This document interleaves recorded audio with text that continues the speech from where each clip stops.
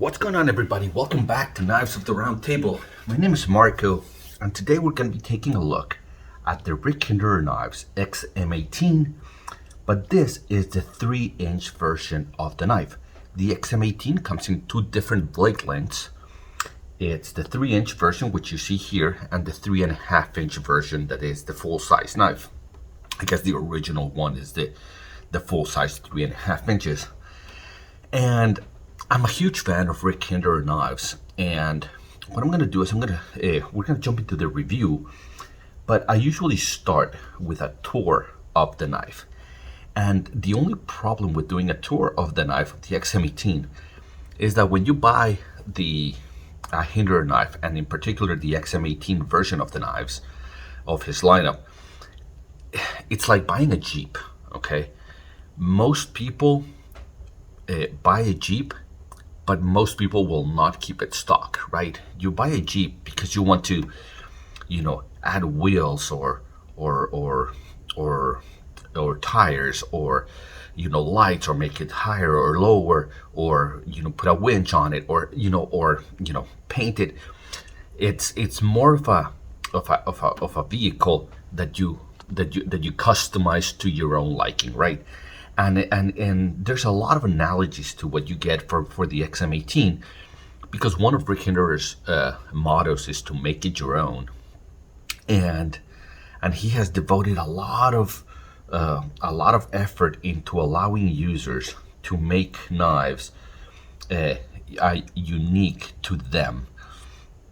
So when I give you a tour of the knife, I'm going to be pointing out the items that I made, the changes that I made to my knife, so that to make it my own.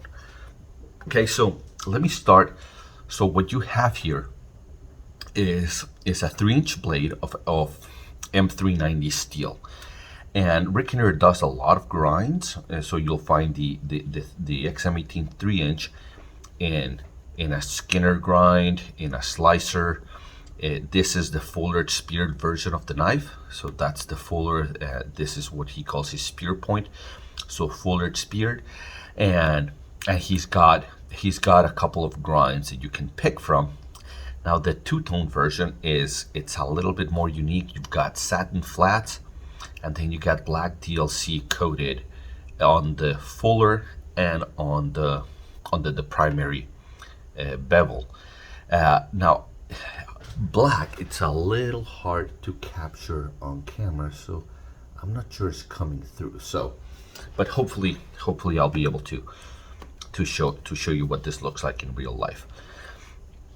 So you got a 3-inch blade. You got not really thumb studs, more of blade stops. And let me jump here to the back, and what we have is some of the customization that I have done. Okay, the original knife came with black filler tab and black pocket clip, and it had the screws for the filler tab and for the pocket clip were just these kind of standard Phillips head screws. Then it had black hardware and a black lock bar stabilizer back there.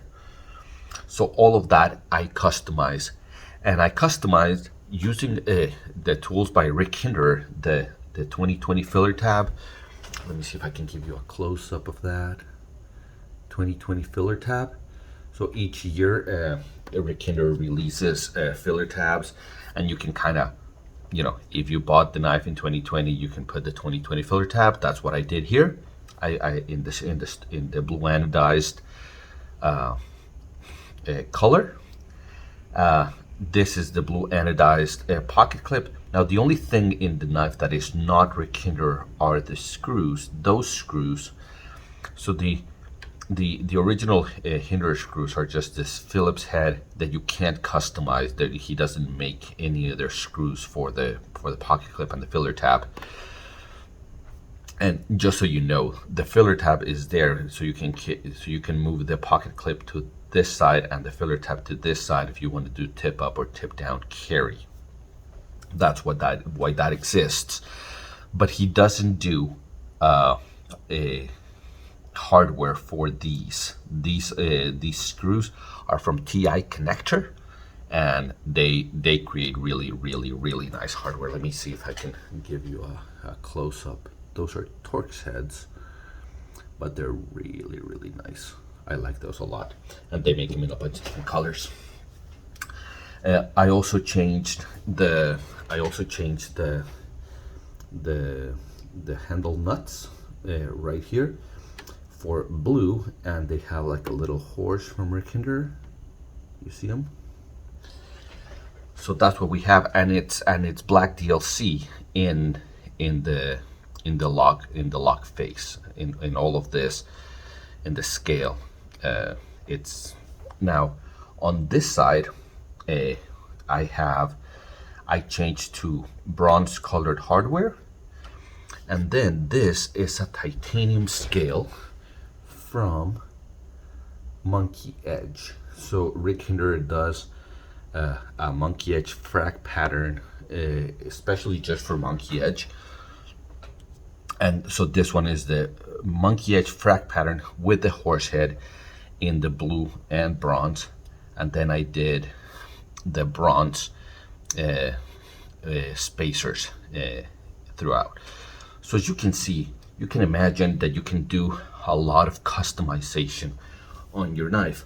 And the stock version comes with a liner and a G10 scale. And the intent is that you customize your knife, okay? And you can do probably about 10 or 12 colors of G10. You can do probably 4 colors of micarta. You can do carbon fiber, a whole bunch of different colors of titaniums and textures and a whole bunch of things. So this is kind of what I would consider my finished build for this knife, and hopefully it shows you a little bit of the potential that you have to customize your knife, and to, you know, what his motto is, make it your own. So I made it my own. This is it's unlikely that you find another knife exactly like this one, especially because it has a couple of things that are unique, right? The two-tone, they're not all that common. The two-tone colorway in the knife. The horse head handle nuts, you know, you can find them, but you know, they're hard to find. The 2020 filter tab, it's kind of hard to find right now. And then the hardest is probably the Monkey Edge frac pattern. That one's really hard to find. So all in all, it's the ability to customize it all within Rick Hinderer's ecosystem, right? Because you get a knife like the Para 3, right here. And yes, you can find scales like the one that you see right there from DNA Lasering, but it's third party, right? It comes from somebody else. And what Rick Hinderer has done is he says, well, you can customize your knives and you can do it all within my brand. So all of these things that you see here, except for those screws, everything is original from Rick Hinderer. So I think that is just really nice. So let me jump into the review, because this is, like I said, this is the smaller version of the XM-18, and I'll show you kind of what that looks like. That is the size comparison with the Para 2, and that's the size comparison with the Para 3. So really, probably even a little bit smaller, than the Para 3. You know, probably the same sharpened blade length as the Para 3, but you know, the handle, and I'll do this comparison here. You know, they both have, well, they're very similar. They're really very similar. Because I thought it was going to be a lot bigger, but if we can do that comparison, they both have a forward finger choil, and the handles are remarkably the same size. Now, when they're closed, I think the XM-18 does close to a slimmer shape. So that's kind of what that looks like. Now, in comparing it with the bug outs, you'll see that it fits right in between those two. So a little bit smaller than the full-size bug out, a little bit bigger than the mini bug out. But and I think, thickness-wise, it's a little bit thicker. The XM-18 is a little bit thicker than the bug out. So those are your size comparisons, and now we can jump into our review. So let's talk ergonomics. So the ergonomics on this knife are excellent. You have a 3-inch blade, but I love the knives that manage to get a 3-inch blade and still give you a full purchase on the knife. So I wear large gloves, and you can see my hand it fits perfectly back here, even choked back. Obviously, when I choke forward with the finger choil, I still have a lot of room left over. So it's a really generous handle for a 3-inch blade. So and the contouring that they've done here, it fits your hand so nicely in the standard grips, okay, in your saber grip and your hammer grip, and choked up. The ergonomics on the Rick Hinderer knives are just excellent. So even though it's a smaller knife, you get very similar ergonomics to what you expect from the Para 3, right? A little bit different just because of this point here, but you get a little bit of the same palm swell, you get a little bit of the same forward finger choil. So if you have a Para 3, you can expect the ergonomics of the XM-18 3-inch to be very similar to those. You still get a full purchase, a full 4-finger purchase on the knife, and then even better if you want to choke up. The ergonomics on it are just top notch. Now, the action on this knife is something that you get to choose, right? And that's one of Rick Hinderer's awesome things. Whenever you get a knife from Rick Hinderer, if it has that symbol right there, the 3 dots interconnected by lines, it means that it contains a tri-way pivot system.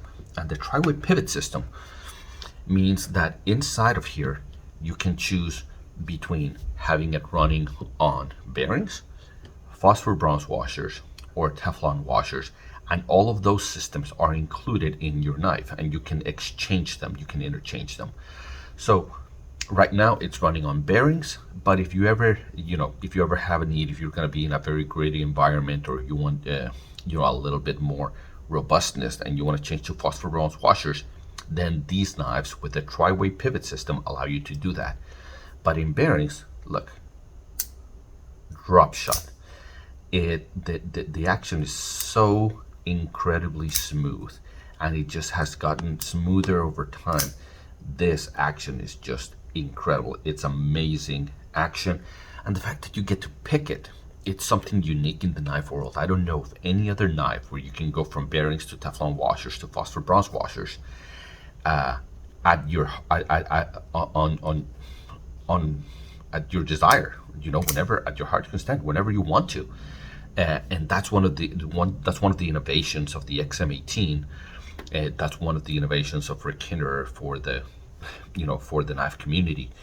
So the fact that you get to pick your action, and the action on the bearings is just so incredibly smooth that it's outstanding. Even the thickness of the blade on the XM-18, a 3-inch, is thinner than the regular XM-18. So it's a lighter blade, but the fact that you can still get a drop shot action on a 3-inch blade that is ground thinner, it's really remarkable. It feels incredibly nice, incredibly smooth. I'd highly recommend it just based on the action.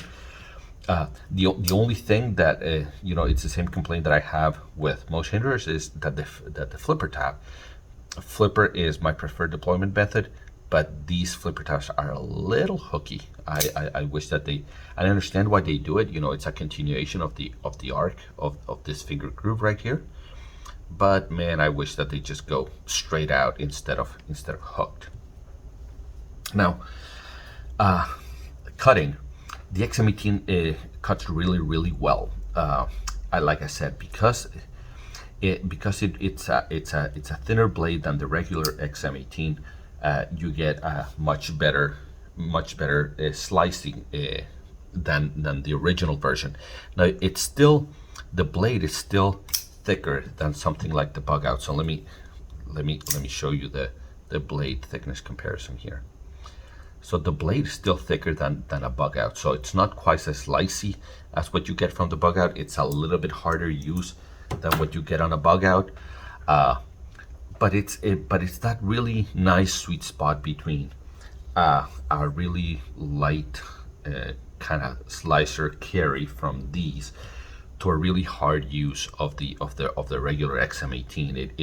It straddles that line between being a little bit more robust, but still being able to slice. Now this one I've used a lot, and I put a mirror edge on it, and it takes a fantastic edge. I don't know if you can tell. I tried to move it slowly so that you can maybe tell.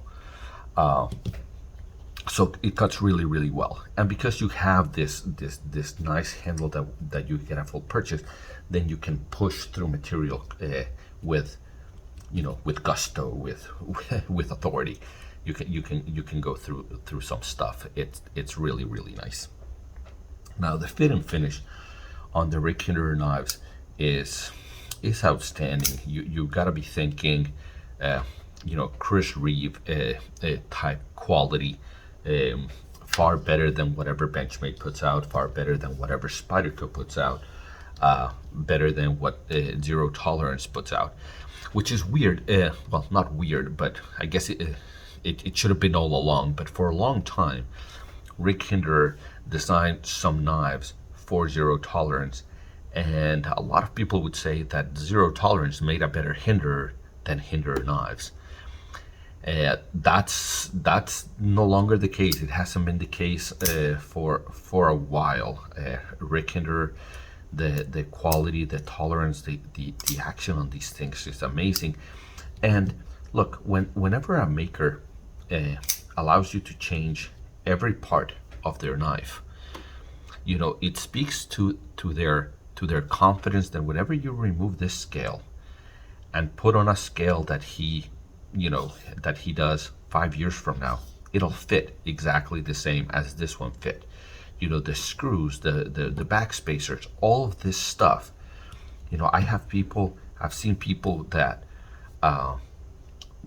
buy scales 3 or 5 years later than they bought the knife, and the scale fits perfectly, and they get perfectly centered, as you can tell right there, and all of that is just very good fit and finish. The only way you can do that, that have the confidence that whenever somebody customizes their knife, and they're gonna be able to put it back together exactly, even if they buy a scale years from the manufacturing date of the original knife, is because they have outstanding, just really good fit and finish on these knives. Now, airing of grievances, man, I am a fan of Rick Hinderer knives. I have nothing but respect and admiration for what they put out. I have two things that are huge nitpicks on my part, and one is a stupid one. As I've said before, I wish that the flipper tab was not hooked. That was not hooked like that. It's hooked in that direction. I wish that it was flat with some jimping on it. That would be my preference. It's a little bit hooky. It would make it a lot more enjoyable to fidget with. Now, they're made for hard work, for hard use, to be deployed reliably, and maybe the hook works better for that. But for a lot of us office dwellers, that's a little bit harder to. It's a little bit more uncomfortable. Now, my other nitpick, it's about the name. Now, you have I know what the XM18 stands for, and the 3.5-inch version of the knife is awesome. That's what it's called. The 4-inch version of the knife, there's a bigger version. So there's a bigger version than this, and then there's another version that's even bigger. The 4-inch version of the knife is called the XM24. So if you have an XM24 and then an XM18, I wish that this one was called, I don't know, the XM12. Call it the XM12, and we'll just go in multiples of sixes, right? You call it the XM12. Just because calling it the XM18 3-inch every single time to differentiate it from the XM18 regular, and it's not even called a regular. One is just the XM18 and the other one's the XM18 3-inch. Maybe just change this one to the XM12 and be done with it. I understand that the XM18 means something, but you already have a knife that means that. So I think those are my only nitpicks. But in conclusion, the fact that you can make it your own, it's just outstanding. And I want to finish by saying something. The knife community as a whole is awesome. Okay, I've encountered so many people that are just wonderful and really nice, salt of the earth, really, really warm people. But the people in the Rick Hinderer groups are a step above all that. I've had people that I've had people where I was doing a build and I was showing pictures, and they message me and say, "Hey Marco, I have a blue 2020 filler tab that would go great with your build. Do you want it?" And I'm like, "Yeah, sure. How much?" And they're like, "Oh, no, I'll just give it to you."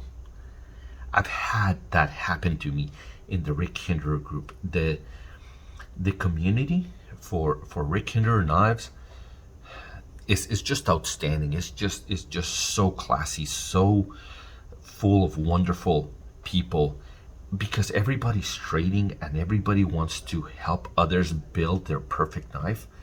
That it's just even though the knife community as a whole is great, the Rick Hinderer knife community in particular is just a little bit more.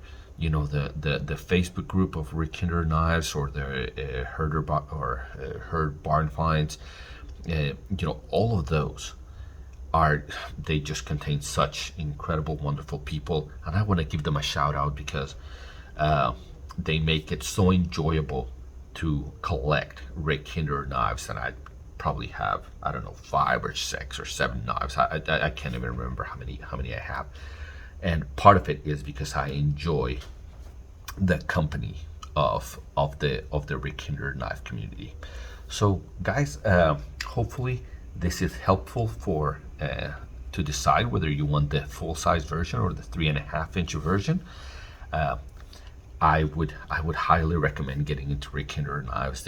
It's an experience that I've enjoyed immensely. The tracking down of hardware, of parts, trading, and being able to finish with something like this, where you chose like every single part of it, is just outstanding. Oh, my other nitpick is that for everything else, you can customize everything, but you get this crappy Phillips screws for the clip and the filler tab. I mean, really, seriously, you have Phillips for these, you got a flathead for that, you've got a hex for these, and then you have a different one for the lock bar stabilizer. In reality, I think that the Phillips screws, they don't look good. They look like an afterthought. That's why I changed to TI connector, and it's the only part that I think that the aftermarket is much better than what Rick Hinderer puts out. So I basically changed them on all my knives. Guys, that's gonna do it for this one. If you liked it, if you enjoyed it, if you got something out of it, and if you think I earned it, then like and subscribe, and that way you can get my content. Don't hit the notification button. Nobody likes to get emails telling us what to do. If you want to see my content, you know where to find me. And until I see you at the next one, take care.